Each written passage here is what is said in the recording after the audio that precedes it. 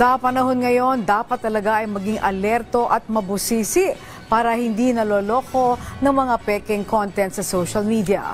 At hindi lamang yan mga articles, kundi maging mga video tulad na lamang ng tinatawag na deepfake. Pero paano ba natin malalaman kung AI-generated ang isang video? Alamin natin sa Sentro ng Balita ni Christian Bascones. Buenas con asts to do. Yo si Christian Bacones SCPTVY amo este el en forma del video que cree por medio de inteligencia artificial. Bayan, ang napanood nyo kanina ay isang halimbawa ng deepfake. Isang artificial intelligence generated video na kung saan nagagawa nitong pekein ang video mo habang ginagaya ang itsura, galaw, minsan pati boses mo. Ito ang pinakamapanganib na uri ng pamemeke ngayon. Gamit ang iba't ibang online applications na naipapasa at naipapakalat sa iba't ibang social media sites. Kaya fake news, itama natin yan. Katulad ng peking video ng PNP CADG Chief na si General Nicolas Torre na kunoy sumayaw sa entablado na markadong fake news ng Vera Files. Maraming natawa pero marami ring nabahala sa epekto nito sa imahe ng PNP. Ayon kay Ellen Tordesillas ng Vera Files. Hindi kami nagdi-delete ng mga maling post sa Facebook.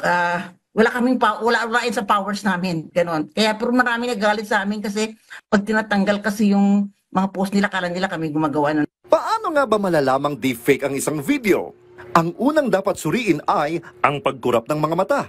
Hindi sabay sa paggalaw ng bibig ang mga katagang sinasabi. Blurred o pixelated ang paligid ng mukha. Hindi consistent ang anino. Ang ano mo kasi doon, ang number one, totoo ba to? Diba? So, ganyan. Pag tinanong, and that's already one step in fact-checking eh. You develop a healthy dose of skepticism pag may nampay na post ka. Pag tayo mong totoo ba to, sinong source nito? Diba? Alamin mo, saan nagaling yung source na yun? Kung fact-checker ka, ang number one mo, saan mo aalamin yun? So, number one is tungkol sa PNP. Di doon ka magtanong sa PNP. So, yung ginagamit namin to debunk yung kaduda-duda ng mga post ay primary facts. May mga iba't ibang uri ng fake news, mula sa hindi mapanganib hanggang sa sobrang mapanganib.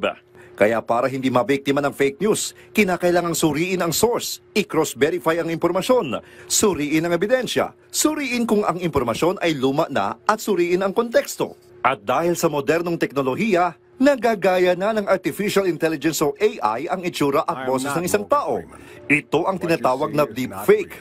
Ginagamit ito para magkalat ng fake news sa paggamit ng sikat na personalidad. Buenas con asts to do.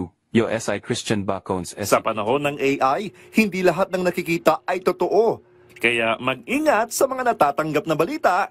Adios conoceres todo, con cuidado vosotros ng fake news, ha? Ako na to, ha? Kaya fake news, itama natin yan.